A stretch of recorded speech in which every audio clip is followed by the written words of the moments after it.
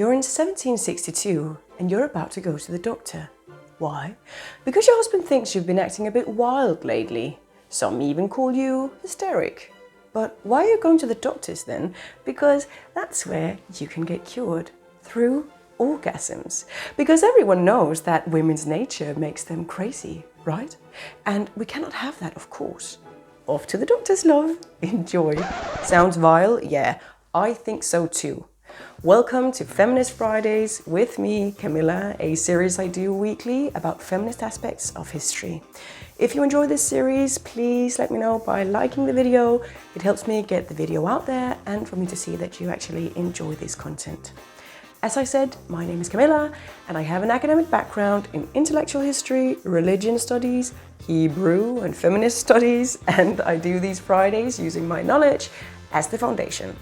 I often refer to specific genders, but I want to emphasize that there are more than two genders and that I cannot say whether people I talk about identified as what the historical source material claims they were.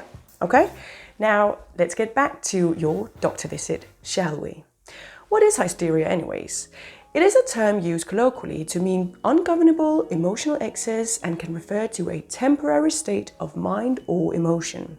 Currently, most doctors practicing medicine do not accept hysteria as a medical diagnosis, but we do not have to go any further back in history than to the beginning of the 20th century to see that this term was very much still in use.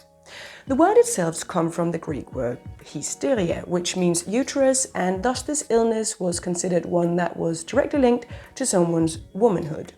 Since ancient times, this sickness has been something men have believed was real, and it has been speculated that it was caused by a wandering uterus, yes, like your uterus just floating around inside your body, or because of a hex cast by a witch in your neighborhood. The way this hysteria was recognized was through symptoms such as suffocation, weak pulse, pallor, vomiting, dramatic convulsions and fits, fainting, headache, and temporary loss of vision, speech or memory, and a tendency to cause trouble for others. If you were thought to suffer from hysteria in the 1700s and you were married, a doctor would often prescribe you to have sex with your husband. If you were a widow or just unmarried, then an energetic ride on horseback could do the trick. The goal was here to make you orgasm. At some point in time, this idea of orgasm became one doctors now viewed themselves best capable of doing, and so the so-called pelvic floor massage was born.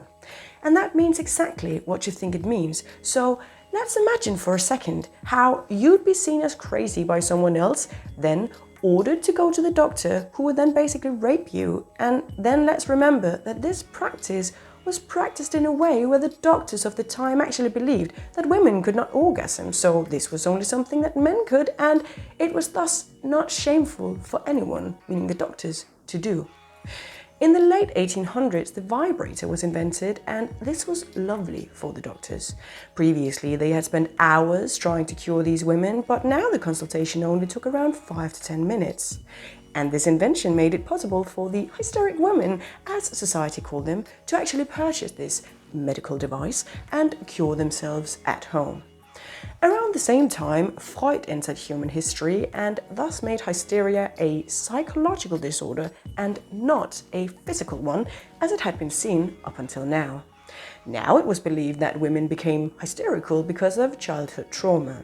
For the most part, hysteria does not exist as a medical diagnosis in Western culture today, and it has been replaced by other diagnoses such as conversion or functional disorders. But the effects of hysteria as a diagnosable illness in the 18th and 19th centuries has had a lasting effect on the medical treatment of women's health.